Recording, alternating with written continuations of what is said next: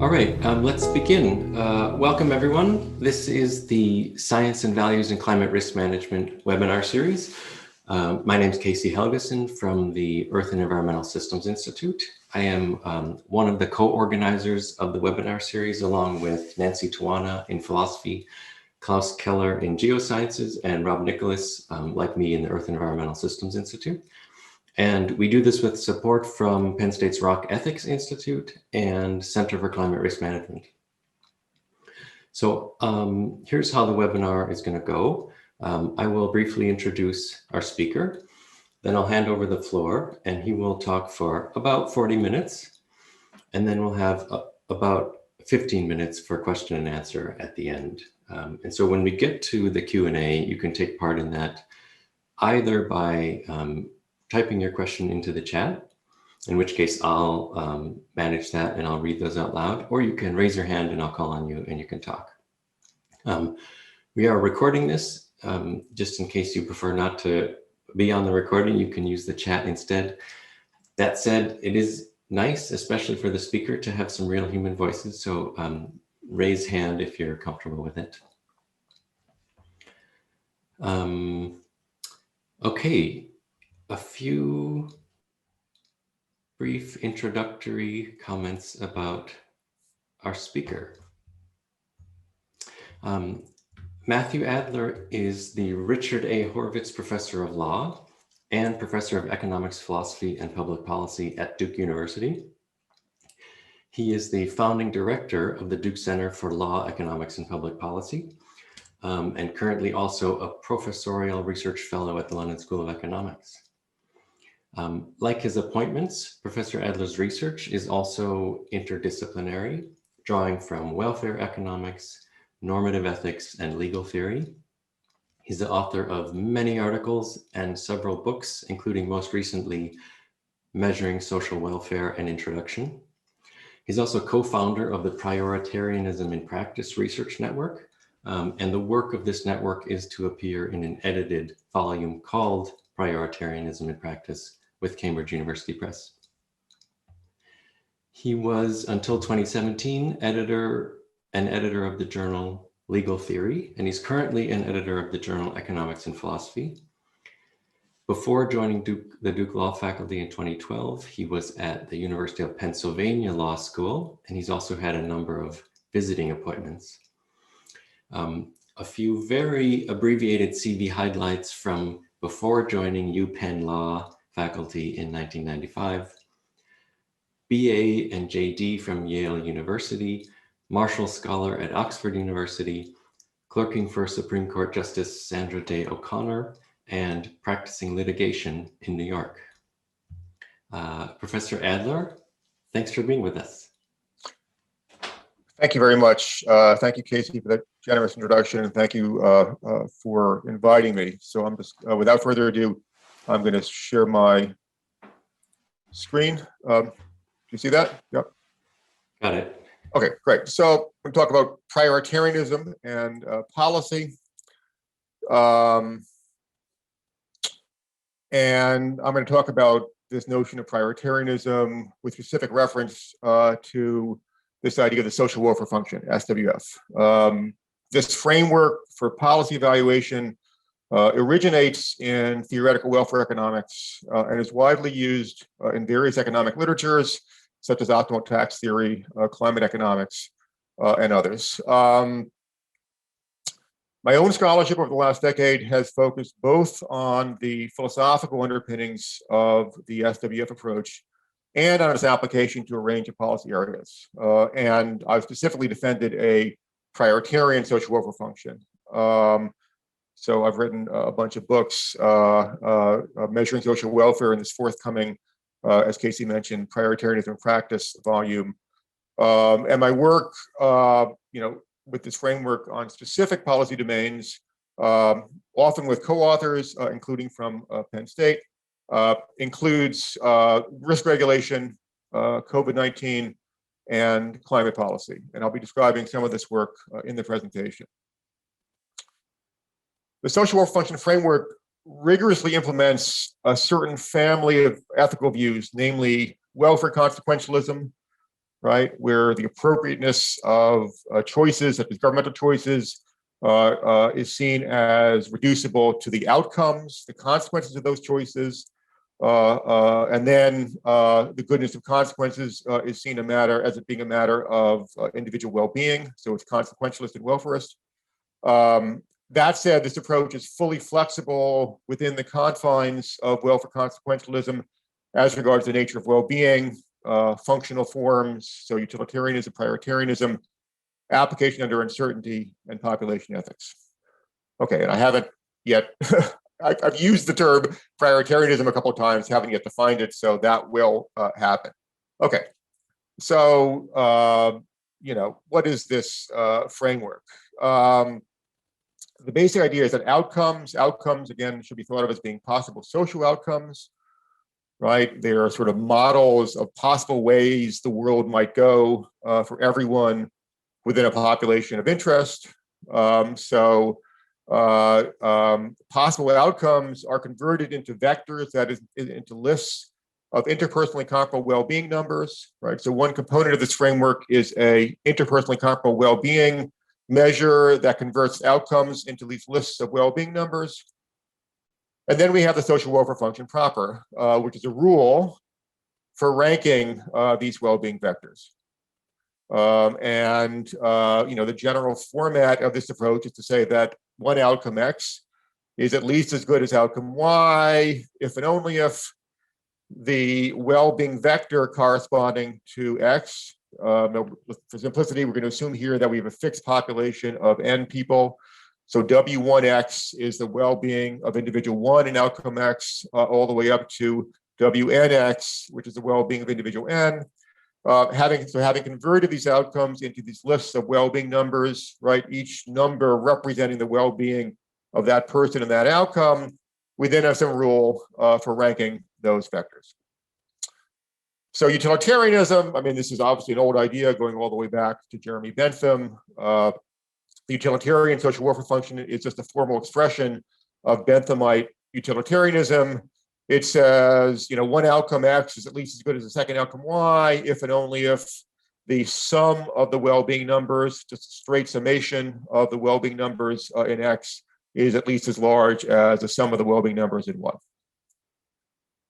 Prioritarianism is, in a way, a kinder, gentler version of utilitarianism. It's also summative, but instead of simply summing up well-being numbers, we plug these well-being numbers into a transformation function. And I'll give a picture in a second. So it's the sum of these G transformed well-being numbers, where G is strictly increasing and concave. And then Atkinson social welfare functions. This is a particular version of prioritarianism, which is particularly tractable and also has certain axiomatic advantages.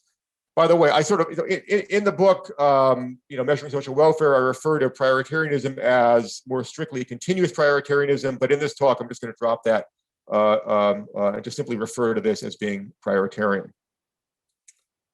So this is, the notion of prioritarianism is the formal expression of a philosophical position, prioritarianism, which was pioneered by Derek Parfit about 20 years ago. Parfit, unfortunately, is no longer alive, but one of the greatest philosophers of the 20th century. And one of his great contributions was to, introduce, at least into philosophy, the notion of prioritarianism. And then, so I've mentioned two components of the social welfare function framework. One is this well-being measure. The second is the social welfare function. And then we have to have also an uncertainty component, right? Because if you think about a given governmental policy, something government might do, whether it's building infrastructure or enacting a regulation, what have you, we may not know, right, which outcome a given policy corresponds to. And so instead, we're going to, the more general idea is to think of is to think of policies, that is governmental choices, as being probability distributions across outcomes. Okay, so there's a lot here. And again, hopefully, as I go through this, some of what's here in a very general way will become clear. So here's prioritarianism, right? Rather than, again, summing up well-being, we sum up well-being numbers plugged into this strictly increasing and concave transformation function, right? And the effect of that, this is, the philosophical notion of prioritarianism is to give priority to the worse off, right? It's a kind of welfarism, but unlike utilitarianism, which is a straight additive, right? Prioritarianism gives priority to the worse off, right? And that's achieved mathematically by the concavity here. So if you think about, WH is someone at a higher level of well-being, WL is someone at a lower level of well-being, and we have, a delta W, a pure transfer of well-being. So we have a pure transfer of well-being from someone better off to someone worse off, right? This person's well-being goes down from WH, minus delta W, and the worse off person's well-being increases by delta W. If we're just being utilitarian, this is neutral, right? The sum of well-being does not change with a pure well-being transfer. But if we're plugging these well-being numbers into the concave transformation and summing up these, concavely transformed well-being numbers, the effect is to increase the sum, right? Just by virtue of concavity. And you can see that, right? The worse off person's transformed well-being increases by more than the decrease in the better off person's transformed well-being. So that's prioritarianism. That's the idea. We can also think about it axiomatically. And this is, the exciting contribution of theoretical welfare economics.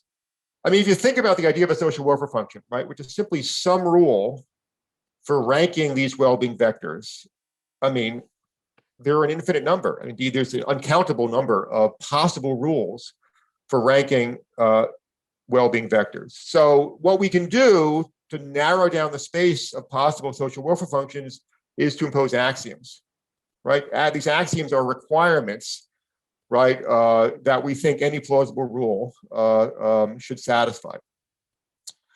These are our well-being numbers, right? So this is meant to represent just a population of 4 people. These are their well-being numbers. This means better than. This means equally good as. This means, at least as good as. That is better than or equally good as. So strong Pareto says if you increase one person's well-being, or at least one person's well-being, and make no one worse off, that should be an improvement, right? Making some better off and no one worse off should be an improvement. So in this case, the 4th person goes from 12 to 13. Strong Pareto says that should be an improvement.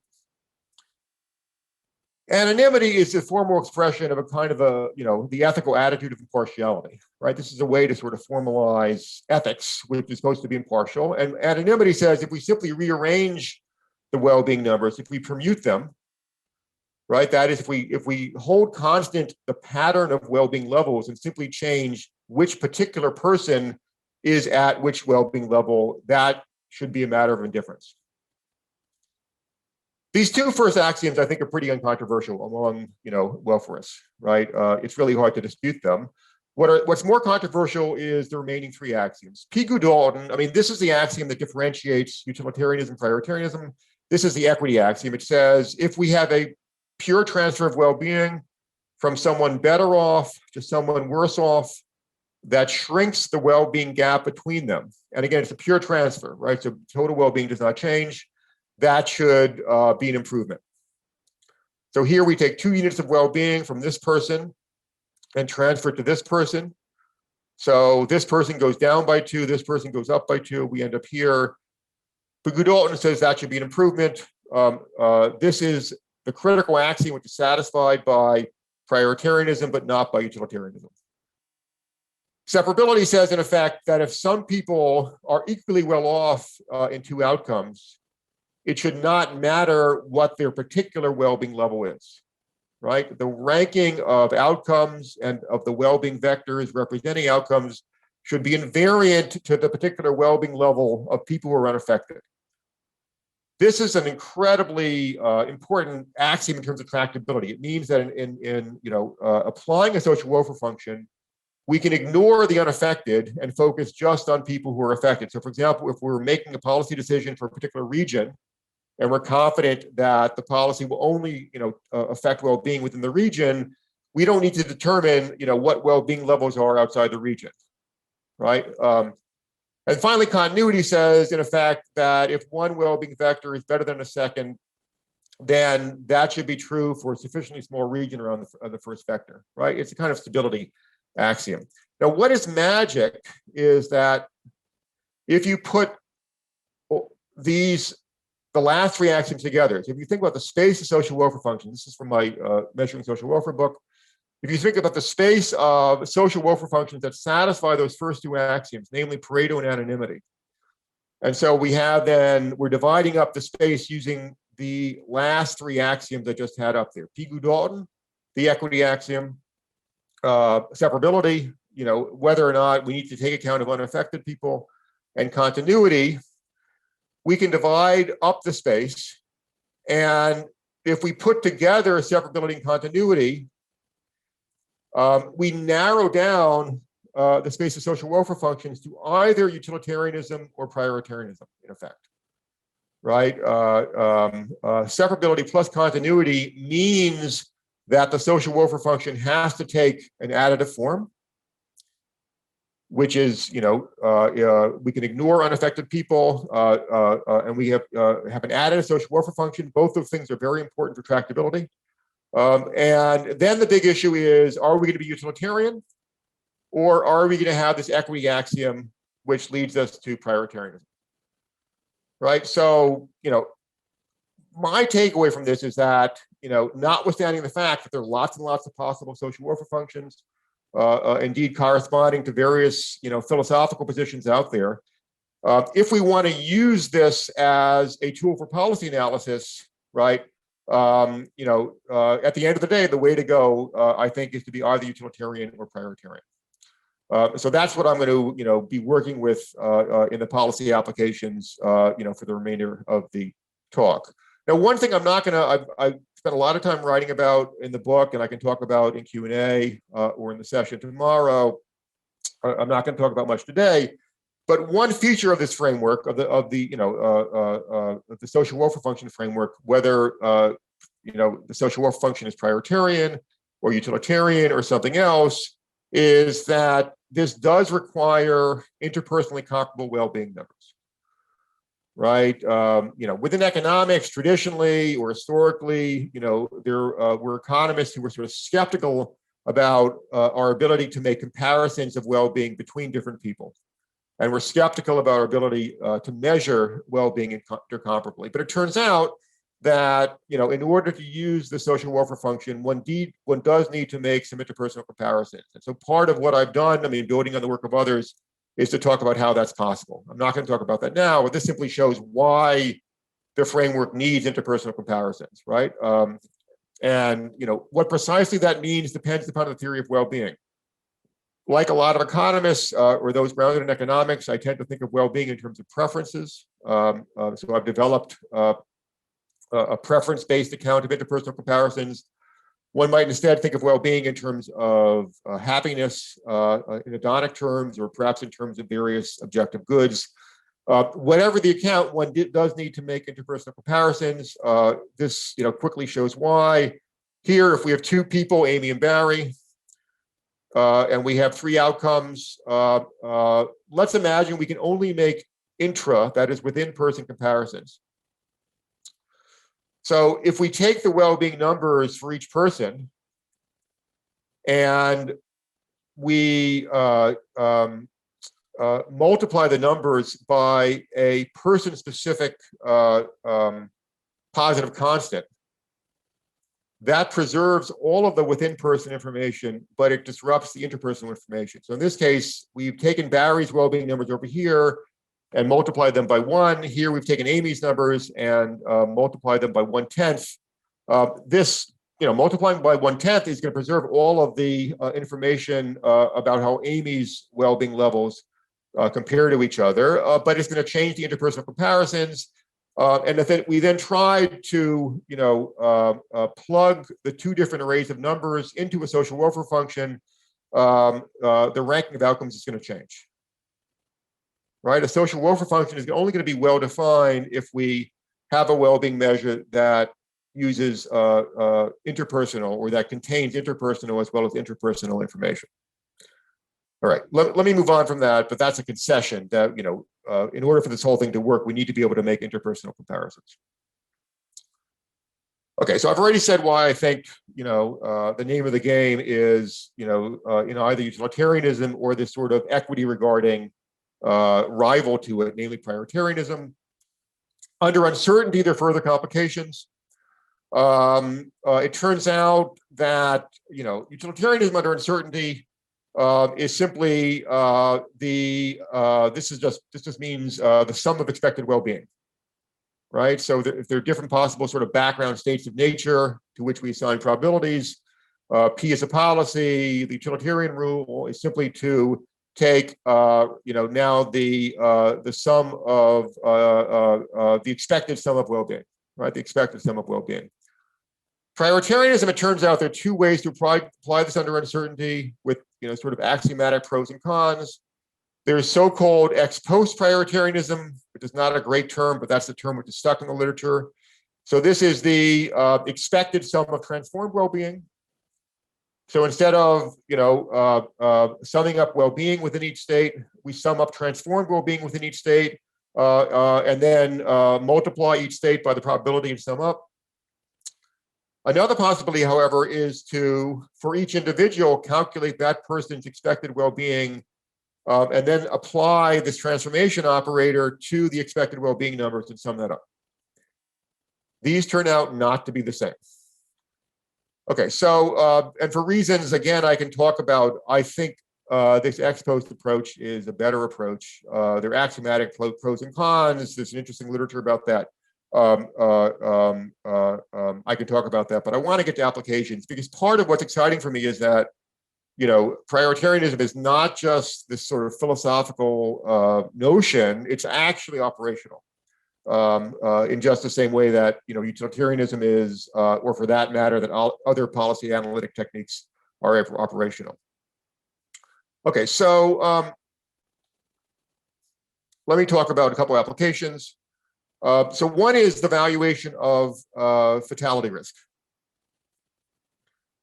So one important application of prioritarianism is to value policies designed to reduce fatality risk.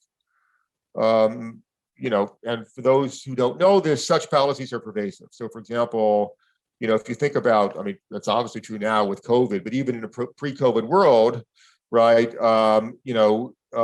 the Environmental Protection Agency, most of what the EPA does is not to protect non-human species or not to protect ecosystems as such. Most of what the EPA does is to reduce pollution, and most of the value of pollution, at least as assessed by EPA, is in reducing people's fatality risks and mortality risks, right? So the Clean Air Act, the Clean Water Act, and so forth are which are administered by the EPA, are just massive fatality risk reduction programs. With a bunch, I've been privileged, to have great co-authors for this stuff as well as for the climate stuff. We've done a bunch of papers and articles looking at prioritarianism as a tool for valuing fatality risk reductions. So for these types of policies, the name of the game is how to balance risk reduction against income loss. Right. So if you think about, the Clean Air Act, that's going to reduce pollution and reduce fatality risks for different people, but will also be expensive. Right. Companies will have to use technologies to reduce pollution, and that will mean an expense in terms of lost income, which is ultimately borne by workers or shareholders or consumers. The aim of our research program is to compare how prioritarian social welfare functions value risk reduction and income change as compared to utilitarian social welfare functions, and also as compared to cost-benefit analysis. Right, cost-benefit analysis, which I haven't mentioned until now, but is in fact in terms of actual governmental practice, is now the dominant policy tool. Certainly in the U.S. government, this has been a dominant policy tool for 40 years. And it's also, a very important policy tool in applied economics. So CBA, cost-benefit analysis, measures well-being effects on individuals in monetary equivalence. So there's a big difference, an important difference from social welfare functions. Social welfare functions translate effects on people into these well-being numbers, these interpersonally comparable well-being numbers, and then, sort of aggregate the numbers in some way. By contrast, cost-benefit analysis uses money as the tool for measuring well-being effects. So, a policy's effect on a given person is translated into a monetary equivalent, and those are added up. And when it comes to risk regulation, the central concept, which I'm sure a lot of people on this webinar have heard of, is the so-called value of statistical life. Right? This is a central tool, for example, that EPA uses to value the benefits of, Clean Air Act, Clean Water Act, and so forth. So how does that come in? Well, if we think about changing someone's income by delta Y, that person's monetary equivalent for that is just delta Y, right? I mean, the amount, if you increase my income by $1, I mean, that's worth just $1 to me. VSL, the value of statistical life, can be thought of as a conversion factor that converts a small change in someone's survival probability into her monetary equivalent, right? So if we change someone's survival probability, say in the current year by a small amount, VSL is a conversion factor that converts that probability change into a monetary equivalent. Right, so that's why VSL is relevant here. Okay, so let me just show some numbers here and show why this matters. So, sorry, this is a simulation model I built. It's in a working paper in chapter 5 of Measuring Social Welfare. I built a simulation model based upon the US survival curve and the income distribution. And I used, a utility function, which is simply the sum of log income in every period. Very simple, lifetime well-being function. And I looked at how utilitarianism, EPP is prioritarianism. The gamma here, represents the degree of priority for the worse off. So gamma is kind of a moderate degree of priority for the worse off. And here's cost-benefit analysis. And I imagine a population consisting of, this is a simulated population, but based upon actual US data regarding people's survival probabilities by year for different ages and people's income. So there are 5 different age groups, 20, 30, 40, 50, and 60, and 5 different income percentiles corresponding to the 10th, 30th, 50th, 70th, and 90th percentiles of the US population. I look at how these different assessment methodologies, that is utilitarianism, prioritarianism, and cost-benefit, value risk reduction, right? And the thought experiment here is that I'm reducing a person's risk, in particular, her risk of dying during the current year by a small amount, by 1 in 100,000, right? Her risk of dying during the next year is reduced by 1 in 100,000. And then we assign a social value to that, and then we can look at how those social values compare across these 25 cohorts. And 1 means the social value, and we're talking here about social value using these different, frameworks. So we can talk about utilitarian social value, cost-benefit value, which is just summing up these monetary equivalents, and prioritarian value, which is summing up transformed well-being. And 1 in each of these tables is the social value as per the relevant methodology of reducing the risk of a 60-year-old low-income person. So let's start with utilitarianism, right? What this shows is that if you reduce the risk, for example, of a 20-year-old person in the 10th income percentile, that has 2.8 times the utilitarian value of reducing the risk of a 60-year-old of the same income, right? The gain, again, the currency here is utilitarian, so it's the gain to expected well-being. A 1 in 100,000 risk reduction for a 20-year-old low-income person produces 2.8 times the increase in expected well-being of the same risk reduction for a 60-year-old of the same income. right? And similarly, the numbers for all the 25 cells are the relative utilitarian values of risk reduction as compared to that for a 60-year-old low-income person. So what do we see here? I mean, this I think is illuminating. So first of all, the numbers increase as people get younger, which is intuitive, right? So the utilitarian value, I mean, holding constant income, right? The value of reducing a young person's fatality risk in the next year is bigger than the value of reducing an older person's fatality risk in the next year. Why is that? Well, normally life expectancy remaining decreases with age, right? With normal survival curves, if you take a 60-year-old, her life expectancy remaining, if she survives this year, let's say is 20 years, that is less than the life expectancy remaining of a 20-year-old if she survives this year, which might be, say, 57 years, right? So life expectancy remaining with normal survival curves decrease with age, and therefore there's more utilitarian value if we save a young person, right? The other thing here, which is sort of a less, I mean, that's nice, that's intuitive, I guess. The other feature here, which is less pleasant, is that the utilitarian value of risk reduction holding constant age increases with income, right? If we reduce the risk of a 90th percentile 60-year-old, that has 2.3 times the utilitarian value of reducing the risk of a 10th percentile 60-year-old. Why is that? Well, I mean, we're assuming that income is good, right? A person's well-being during a given year is higher if she has more income. So if you think about the gap between being alive during a given year and not being alive during that year, that gap is bigger if she has more income. And so the utilitarian value to reducing a risk for people of the same age increases as we increase income. And that's why these numbers go up. Okay.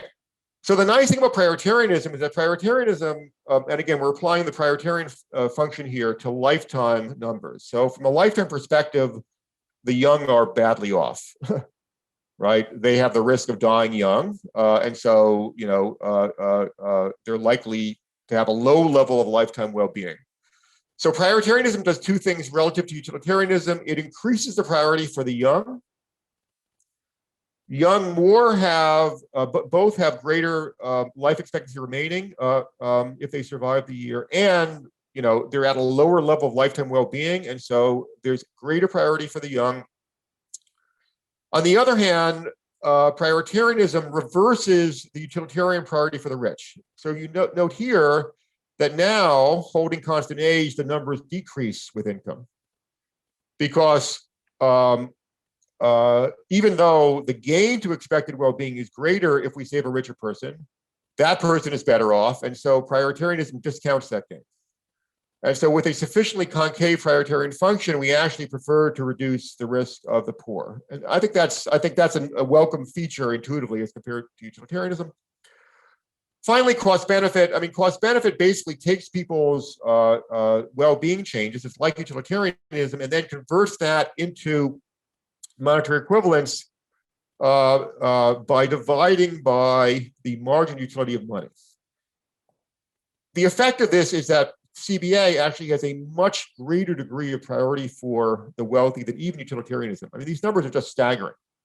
So CBA says, if we take a 60-year-old, for example, the value of reducing the risk of a 90th percentile 60-year-old is almost 20 times that of reducing the risk of a 10th percentile 60-year-old.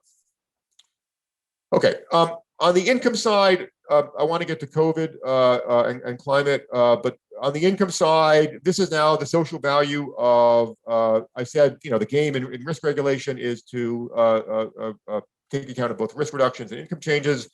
Now we can look at the social value in terms of utilitarianism, prioritarianism, or cost benefit of a change in income.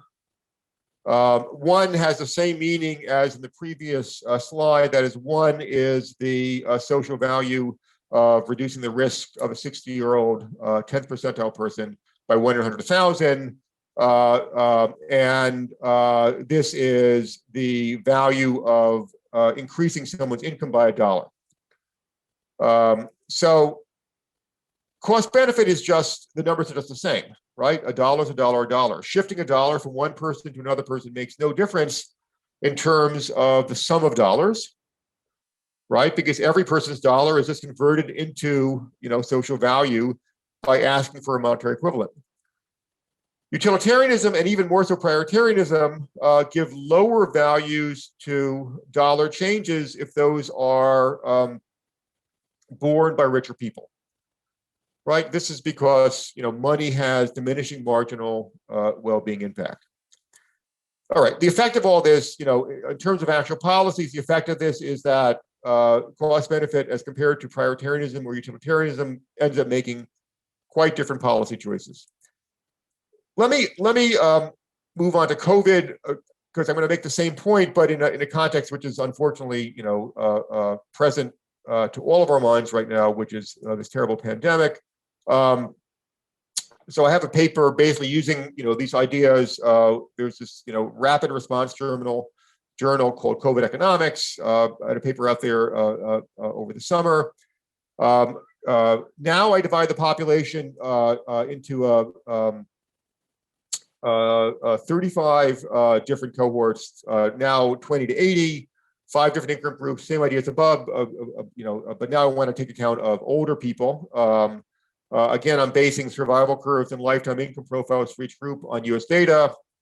I wrote this, in the spring, so this is based on sort of estimates in the spring. I'm assuming for simplicity that, COVID hits and the increased risk of COVID is borne by everyone in a single year. What that means is that everyone's risk of dying increases in the year if we don't do anything. I assume that if government wants to completely get rid of the risk, just eliminate the risk entirely, it can do so by slashing GDP by 80%. Now that's extreme. Government doesn't have to do that. So I also assume a concave function from GDP reduction to infection risk reduction. So for example, if government reduces GDP by 10%, that's going to reduce the COVID risk by, say 50% or 60%. And so again, we have a trade-off between, this is the core of social distancing choices between income reduction and risk reduction. I assume also that if we do nothing, that if the thing just spreads like wildfire, that 81% of the population becomes infected. This, by the way, there was an influential March 2020 report by Imperial College, so this is based on that. And the question is, if that's the baseline, what should we do, taking account of both the income cost of social distancing and the risk reduction? Now, the thing that is dramatic about COVID, and again, this is based on these marked numbers, but this has been borne out, is that there's a dramatic difference in risk by age. That is a so-called, the IFR, the infection fatality risk, that is the risk of dying if infected, increases dramatically with age.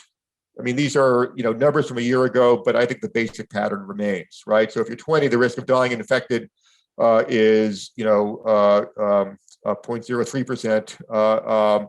For someone like me, pushing 60, it's 2.2%. For an 80-year-old, it's 9.3%. That obviously creates a dramatic conflict of interest between individuals in different age groups, right? Because whatever steps we might take to reduce infection, older groups have much higher fatality rates when infected, and so they're going to be more willing to spend dollars to reduce infection. So we see that. So here, I mean, I calculated, again, assuming this model where we can sort of reduce COVID if we reduce GDP. And again, I assume just a simple common lifetime well-being function, which is just a sum of log income at every year. Expected well-being is just a sum of log income of every year if alive. And I calculated for each group their preferred percentage reduction in GDP, right? What is a percentage reduction in GDP that maximizes that person's expected well-being, taking account of both a reduction of fatality risk and the loss of income? Now, as you can see, there's a dramatic difference in interest, right? So for 20-year-olds, so again, within each, take 50-year-olds, right? A 50-year-old low-income person prefers to have a GDP reduction of 5%. As you become wealthier, higher income, you prefer a larger reduction. Why is that? Well, you have more money, you're more willing to spend money on risk reduction, right? I mean, this is just diminishing market utility. So within each income group, the preferred reduction of GDP increases with income. And then obviously, just given the nature that these infection fatality risks are much bigger for young people, it increases dramatically by age within each income percentile. So for example, moderate middle income people, 20-year-olds would prefer zero. I mean, it's not exactly zero, but close to zero reduction in GDP all the way up to 46%. So there really is a big conflict of interest. Now, what exactly what exactly the preferences of each group are depends upon how the costs are borne. I assume that the costs are borne proportionally, right? I assume that GDP decreases by a certain percentage and that sort of spreads with the tax system and unemployment and so forth. And so each person's income just goes down by the same percentage, right? So rich people pay more in absolute terms, but they say that the same proportionally. And so in effect, the function of evaluation methodology, be it cost benefit, be it utilitarianism, be it prioritarianism, is going to try to figure out how to resolve this conflict. There's a serious conflict of interest. The young poor face very small risks. They face a loss of income. They're less willing to spend the income on risk reduction than the older and richer. How are we going to do that balancing? What's dramatic here is that if you do this using CBA, depends upon, I also considered a more regressive distribution of the costs, but in this case, thick proportional. CBA prefers to reduce GDP by 27%. Utilitarianism and prioritarianism are actually less restrictive. Now, let me say a 10% or 15% reduction in GDP, this is a big deal. This should not be read as saying that, we should do nothing. I mean, a 15% reduction in GDP is huge, but what this suggests is that this approach, for reasons we can discuss, it's not actually very different. Prioritarianism, utilitarianism are not significantly different, but both in this case are quite different than cost benefit. What's happening is that cost benefit, richer people are willing to pay more for risk reduction, and cost benefit is inflating that. So as in the prior slide here, cost benefit is inflating the gains to risk reduction for the rich, and that in turn means in the social distancing context that the optimal degree of social distancing as per cost benefit is much longer, and the optimal degree of GDP loss is much bigger than it would be for utilitarianism or prioritarianism. All right, I see I'm running out of time. This is a climate talk. So let me say I was very lucky to work with Klaus Keller and Greg Garner, who was a postdoc at that point who was working with Klaus and others, using prioritarianism to calculate the social cost of carbon. As you know, the social cost of carbon is usually calculated using a utilitarian social welfare function, discounted utilitarianism. And so what we did in this exercise was to compare utilitarianism and prioritarianism in terms of the social cost of carbon. And we generated some nice graphs. But again, we showed there, one of the things we showed there is that we compared, again, the standard, discounted utilitarian social welfare function that just adds up utility but uses a discount factor. This pure rate of time preference, we got rid of the pure rate of time preference, but had a prioritarian social welfare function. It's sometimes said that if we don't have a pure rate of time preference, that means that we're going to sacrifice the present for the future. That means, for example, that the social cost of carbon will be extreme. And one of the things we showed in this exercise is that prioritarianism can be used instead of this sort of ethically problematic use of a time discount factor as a way to arrive at a social cost of carbon which is not extreme, which turns out in this case to be somewhat bigger than the utilitarian social cost of carbon, but also is sort of, a plausible within a plausible range. All right, so I will stop sharing those, and I will, happy to take your questions about any aspect of that.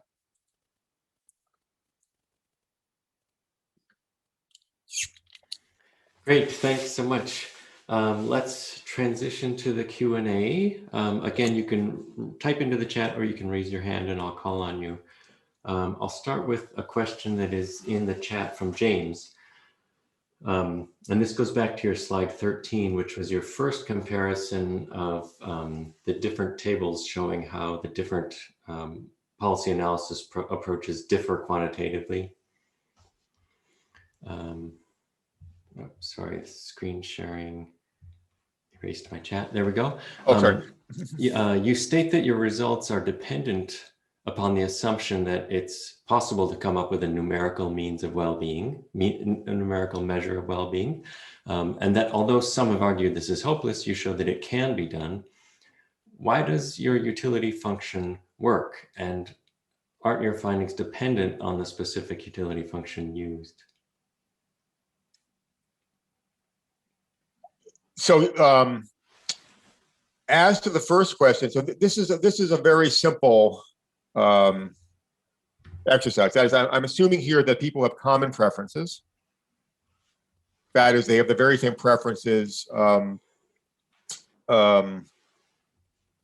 over basically lifetime income profiles and over lotteries over lifetime income profiles, right? So, people have common preferences represented through a common lifetime utility function. And the reason I can make interpersonal comparisons is that I can just apply that function to anyone's, lifetime profile, right? So, for example, if I live, if Matt lives 60 years at a certain income, and Casey lives, 80 years at a higher income, then I can compare those by using this common utility function, right? And simply with differences, right? And so that means that, that's a simple answer. Now, of course, the results here certainly depend upon that utility function. So for example, if the utility function were closer to linear, then there would be a less dramatic decrease in marginal utility, right? So then the well-being impact of increasing the income of a richer person would be more similar to the well-being impact of increasing the income of a poorer person. What's really more, what's more difficult is to figure out how we can make well-being comparisons when people have different preferences. Now, I have an account of how to do that, and in fact, in the book, in chapter 5 of the book, I have an exercise, where I allow for different preferences. But in this exercise, in the COVID exercise, I just assume common preferences. I assume common preferences represented in this common, utility function.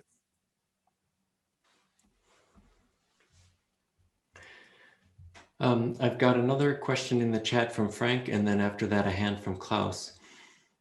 Question in the chat: any thoughts on how to pick appropriate parameter values for a prioritarian social welfare function? Is there value to trying to calibrate your SWF to data? For example, by looking at the progressivity of taxes or the level of foreign aid, or are these purely ethical parameters that cannot be pinned down by data?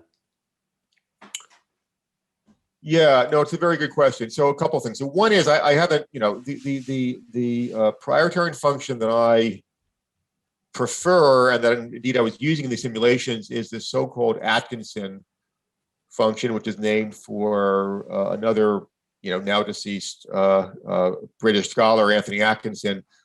This is his power function. I had here, the reason for that is that this is the only prioritarian social welfare function which is invariant to a ratio transformation. right? So if you think a ratio transformation of well-being, preserves all, the meaningful information. So you want kind of ratio invariance, and you want to be prioritarian, you're forced to use this functional form. And this gamma parameter then represents the degree of priority for the worse off. I mean, it is an ethical parameter. I believe it's an ethical parameter. We can think about what it should be through thought experiments. So, I have a slide here. So if we imagine, here it is. Let's imagine someone, a poor person, poor in terms of well-being at well-being level W, and a rich person at well-being level KW, where K is greater than 1, so some multiple of that. Now, of course, if we have a pure transfer of well-being from the better off to the worse off, that's going to be an improvement. What about a leaky transfer? Basically, the more the degree of priority for the worse off, the greater the degree of leakage in the transfer we're willing to accept, right? And so by engaging in this sort of ethical thought experiments about the acceptable degree of leakage, we can calibrate this gamma.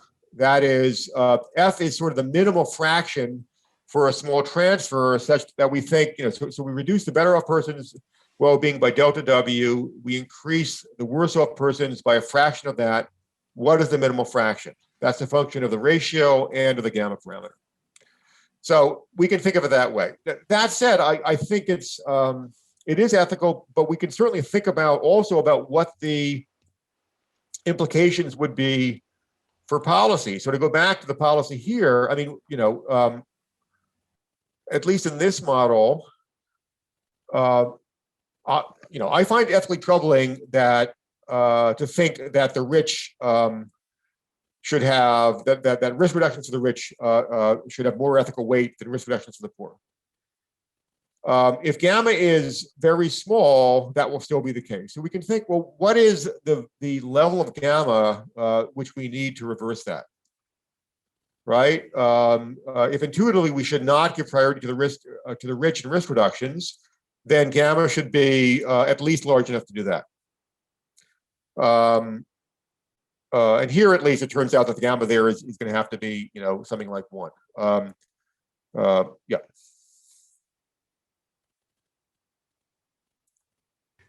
All right, let's go to a hand. I'm calling on Klaus. And I should be unmuted, correct? Thank you. It's the first time. Matt, awesome to see you. Great to see you, Klaus. Great discussion. You look at COVID in terms of GDP reduction by distancing. Of course, there's also an issue about how to distribute very rare vaccines. And I would assume that given that the costs are much smaller, then we may get different answers on results. Do we get the same result, or do we get different results in terms of who gets the vaccine? And this refers to in the US, but also globally, because there are other aspects, of course. Yeah, no, it's a good question. So the answer, no, I don't have it here. I mean, but I actually in the paper I have a similar graph. But if you imagine this chart, right, the vaccine, and indeed, let me say, in the this prioritarianism and practice volume, we rush, but we're going to have a whole chapter on COVID. So we're going to have a whole David Bloom, who's at the Harvard School of Public Health, who works on vaccines, and others have a whole chapter on the application of prioritarianism to COVID. But so the way you think about vaccines is through this. Yep. Right. In my COVID economics paper, I have a similar chart going up to 80. Now, so this represents the value of fatality risk reduction by age. But of course, infection risk reduction is the multiple of fatality risk reduction by the infection fatality rate. Yep. So basically, so the value of giving someone a vaccine is this number times the IFR. the IFRs go down dramatically. So you take these numbers and then multiply, those are constant by income, but they go down dramatically by age. And then you can see what the prioritarian value of infection reduction is for the cohorts. And what emerges there, what's interesting is that even though prioritarianism, and you can do the same for utilitarianism or cost benefit, right? So just multiply these by the IFRs. Even though prioritarianism does give priority to the young, because the fatality risk if infected is so much bigger for the old, even prioritarianism, let alone utilitarianism, does prefer to vaccinate the old first. So there's no middle age hump, so to speak, because you could, there might be, it goes down at some point, but typically it's increasing until 80. That's a good question. I think it still goes down. I mean, okay, so if you think about, let's take this, right? 40 to 80. So it's a threefold difference in social value, but the IFR is much more than threefold. Thank you. So there's not a hump there. And by the way, part of the reason for that is that if 40-year-olds were certain to die at 40, it would be different. But most 40-year-olds live. So we're talking about sort of expected lifetimes, right? Yep. So this is not the gradient here is not big enough to overcome the huge gradient in terms of infection fatality risk. Thank you. All right, we're very near to our 5 o'clock ending time, so I'm going to move to close things up. I apologize for the one question in chat that we didn't get to. So one quick comment about an event tomorrow, and then a preview of our remaining talks. So as some of you know, this semester with our speakers, we're having follow-up events on the next day, which are more of a small format group discussion. If you want to come to that discussion tomorrow and talk with Professor Adler more, this is happening at 2 o'clock. And I'm putting the Zoom registration into the chat right now, if you're interested. Finally,